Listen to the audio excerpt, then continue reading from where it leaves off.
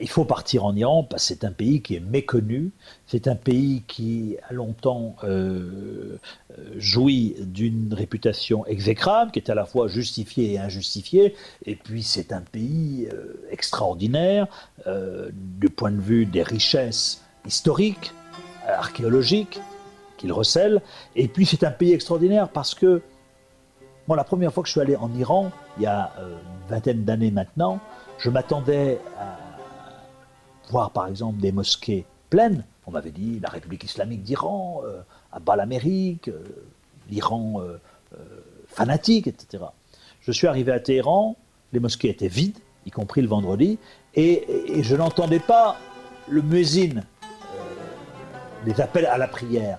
Et donc, je suis allé voir, effectivement, les Iraniens nous surprennent tout le temps. Les Iraniens sont plus mystiques qu'observants.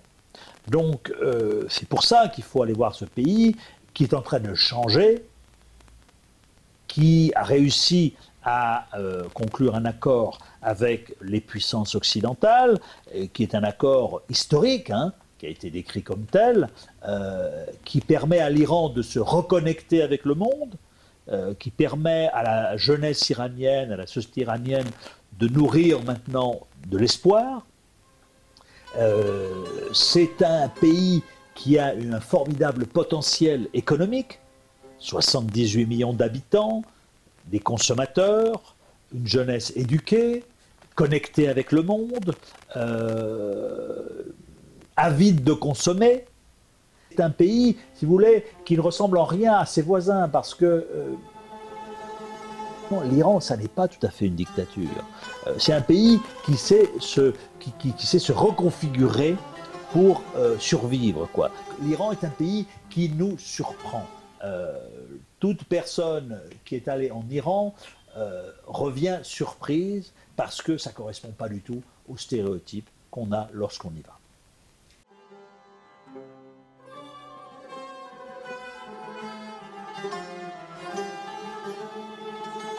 Il y a un mystère iranien parce que c'est un système politique qui est assez unique, la République islamique, c'est-à-dire une double légitimité. République, on vote, contrairement à la plupart des pays arabes voisins, et puis islamique, eh bien, légitimité religieuse, incarnée justement par le guide suprême Ali Khamenei, qui n'est pas élu et qui détient le pouvoir suprême.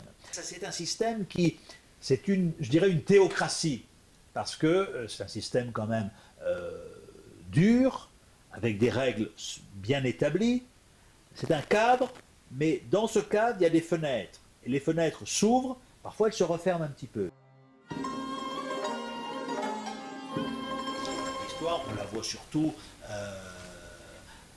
à Persépolis, effectivement, où il y a ces magnifiques monuments.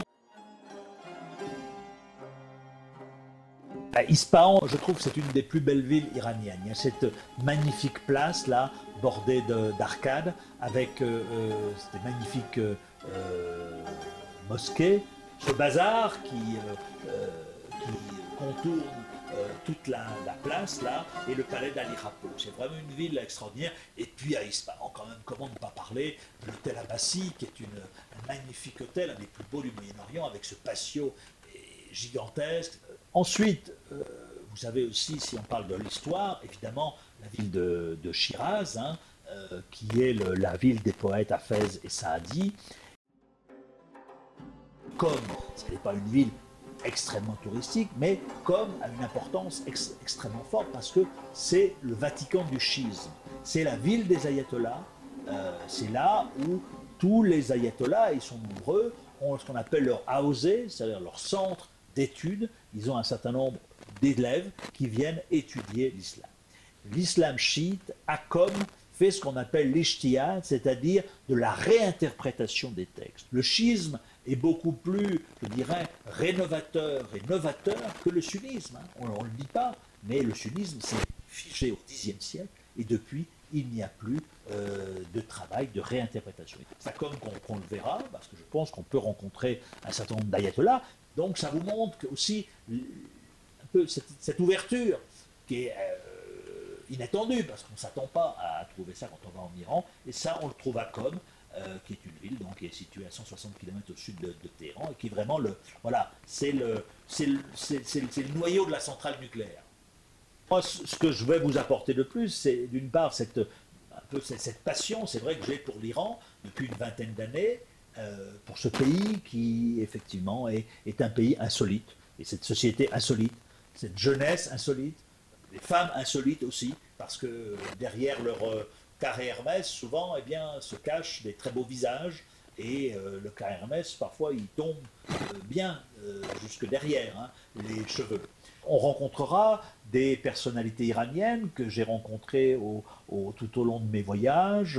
Mehdi Miremadi, le patron de la Chambre de commerce franco-iranienne, qui est d'ailleurs marié avec une Française et qui connaît l'Iran comme sa poche. Il est iranien, mais il a cette particularité d'avoir une espèce de double nationalité franco-iranienne et de connaître nos deux cultures.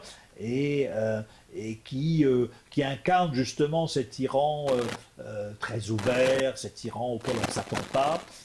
Et en plus, c'est un pays qui est extrêmement sûr. Vous savez, vous pouvez vous promener à toute heure de la nuit, pratiquement à Téhéran, et vous ne risquez rien. Hein. Les Iraniens sortent beaucoup, les étrangers aussi, ceux qui y vivent, sortent beaucoup. C'est un pays qui est extrêmement sûr, parce que c'est un pays qui est tenu aussi d'un point de vue sécuritaire, hein, vous avez compris, mais qui, en province aussi, est extrêmement sûr. Donc il n'y a pas de crainte à avoir d'insécurité particulière.